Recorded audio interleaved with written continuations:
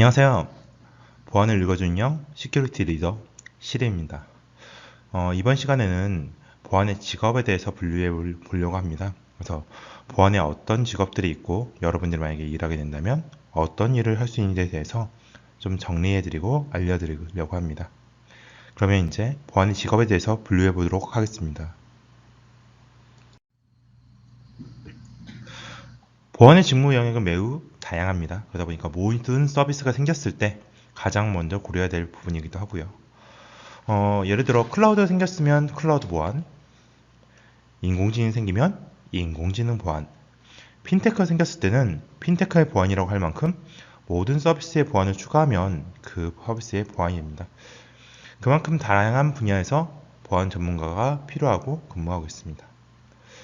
여러분들이 보통 보안이라고 했을 때 직업 생각하시는 거 이외에도 다양한 영역에 대해서 보안 전문가들이 존재하고 그런 보안 전문가들에 의해서 여러분들이 쓰시는 서비스가 안전하게 보호되고 있습니다.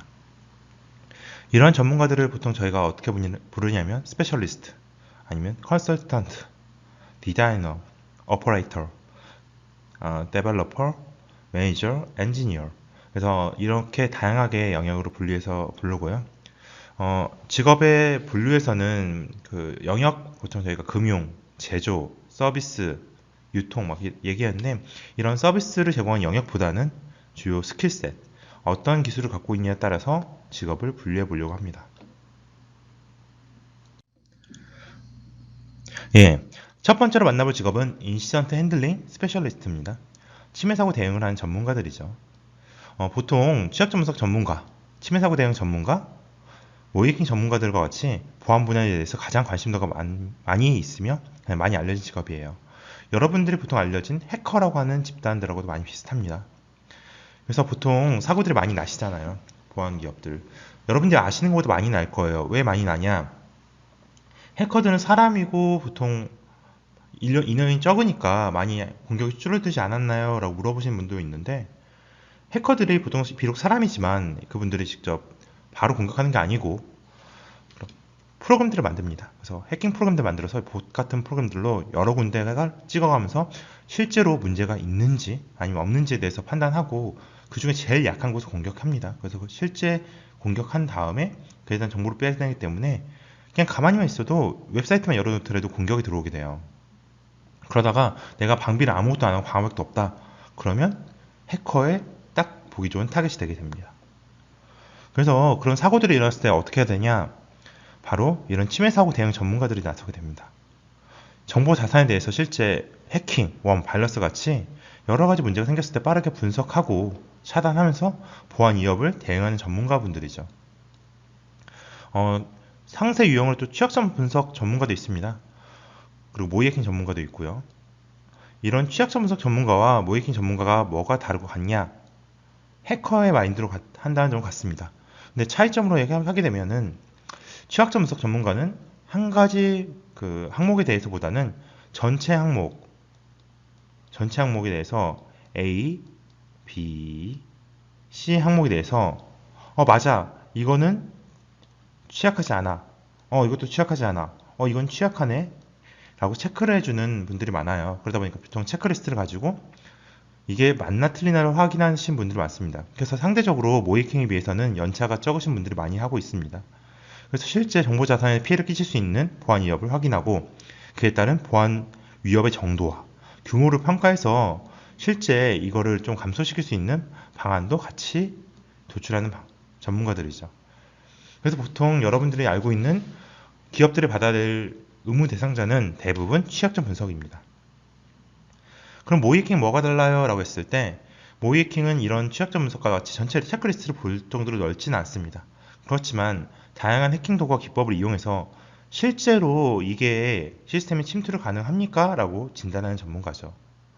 그래서 이런 실제 한 가지 취약점을 가지고도 연계해서 실제 공격이 가능한지 아니면 이거 공격이 불가능한지를 판단하는 정말 연차가 많으신 분들이 많이 하세요.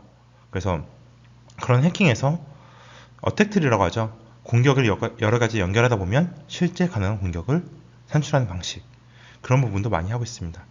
그래서 유명한 해커들은 전부 모이해킹 전문가라고 보시면 될 것 같아요. 그래서 공격하는 자 모이커, 그 다음에 방어하는 자 치매 사고 대응 전문가. 그래서 이 두 가지 부류로 생각하시면 될 것 같습니다. 예. 두 번째로 소개해드릴 직업은 이제 디지털 포렌식 스페셜리스트입니다. 앞에 치매 사고 전문가들과 비슷한 스킬셋을 갖고 있기도 해요.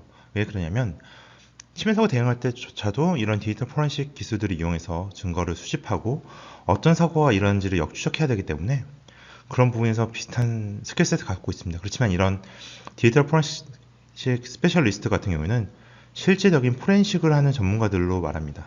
그래서 실제 사고가 일어났을 때 그 사고를 분석하고 단순하게 치매 사고 대응뿐만이 아니고 법적으로 이게 실제로 증거로 쓸 수 있는지까지 해서 증거를 추적하는 활동을 합니다. 그 때문에 이 증거란 부분이 중요할 것 같아요. 증거 수집. 법적으로 진짜 효력성 있는 부분에 대해서 만들고 활용하는 부분이죠. 그래서 이런 분들은 정보 추출을 위한 메모리 덤프에 대한 추출 능력 및 활용 능력이 있어야 되고요. 디지털 포렌식 도구에 대해서 실제로 어떤 게 있고 어떨 때 뭘 써야 되는지, 뭐 예를 들어 슬러스킷이라든지 아니면 인케이스, FTK 그런 다양한 도구들을 이용해야 되고요. 그리고 단순하게 뭐 USB 하드디스크뿐만이 아니라 뭐 핸드폰, 저희 스마트폰 같은 부분도 있을 거고 그 외에 USB 뭐 다양한 영역에 대해서 법의학적 관점이죠. 실제 체인 오브 커스터디라고 하는 연계 보관성 원칙, 그다음에 정확성, 신속성 막 그런 거 다 따져가면서 정말로 이게 무결한 증거로 쓸 수 있도록 정보를 식별하고 추출을 해야 합니다. 그리고 실제로 이거에 대해서 수집, 포장, 운반, 저장까지 하면서 최종적으로 보고까지 진행을 하고요. 그래서 이런 부분에서 가장 많이 유명한 게 드라마 저희가 알려진 부분이 있죠. 그 유령이라고 보셨나요? 그 유령이라는 드라마에서 소지섭 씨가 가장 많이 한 게 이런 사이버 범죄 수사관으로서 이제 수사를 하는 역할을 수행하죠. 그래서 증책자를 확보해서 법적인 실제 수사를 진행합니다. 그래서 경찰청이나 법원에 속하신 분들이나 아니면 변호사 집단이죠. 김앤장 같은 그런 회사에서 일하신 분들이 많이 있어요.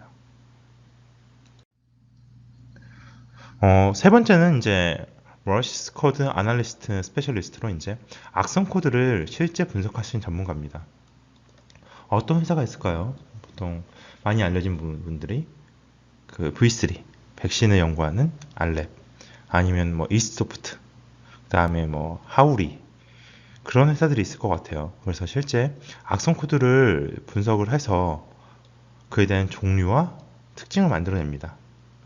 그래서 이런 악성 코드에 대해서 실제 걸리신 분들을 치료할 수 있게 치료도 하는 방법도 만들고 기존 백신 프로그램에 대한 데이터도 해서 리스트업에서 추가합니다.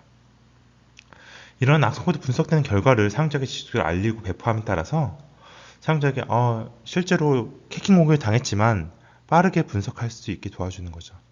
앞에 치매 사고 대응 전문가들 같은 경우에는 그 한번 고용하는데 비용도 많이 들고 그 다음에 뭐 우리 집 PC가 이런 뭐 바이러스에 감염됐어요. 이걸 치매 사고 분석해 주세요. 그리고 고쳐 주세요. 이렇게 하실 게 아니기 때문에 이런 악성 코드 분석 툴을 이용해서 가볍게 이제 백신 같이 수정도 할 수 있고요. 디버깅도 할 수 있고 여러 고칠 수도 있습니다. 근데 그런 툴을 만드시는 분들뿐만이 아니고 그런 툴을 이용해서 각종 디버깅을 하신 분도 있어요. 그래서 역공을 상대한 저희 많이 있죠. 리버스 엔지니어링 쪽. 그래서 아이다 쪽 많이 엑셀에 연계해서 같이 많이 사용하시고요. 그 다음에 올리드비시 쪽도 있고 GDV도 있을 거고요. 그런 분들이 많이 하는 것 중에 하나가 또 암호해독 쪽이에요. 근데 암호해독도 왜 암호해독이에요? 악성 코드라면서요? 라고 얘기하시는데 악성 코드가 과연 그대로 잘 보이게 사용자 눈에 띄게 있을까요? 다 숨겨져 있고 그걸 암호화 시킨 다음에 이거를 실제로 백신에서 못 알아채게 숨어 있습니다. 그렇기 때문에 이런 부분도 실제로 복화 과정을 통해서 이걸 해석해서 이게 악성 코드이구나 라는 걸 판단해야 되기 때문에 이런 암호해독 전문가들이 보통 악성 코드를 같이 연구하는 케이스도 많이 있습니다.